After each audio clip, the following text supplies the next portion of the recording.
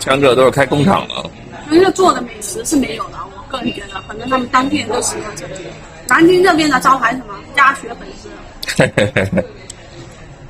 我每天都要吃一碗啊，因为酒店提供的。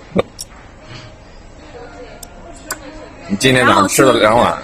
吃了那个什么咸水鸭，那天吃了，我们俩吃了一个咸水鸭，那真的是在那个父亲庙叫什么酱什么手镯什么酱青是吧？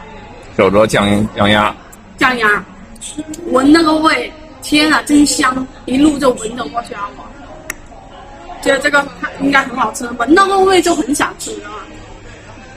但实质呢，我们就点了半只，不应该点半只啊，没点好，应该先尝一个味儿，然后再那个。结果呢，点了半只，没吃完，传到我们旅游主播给吃了。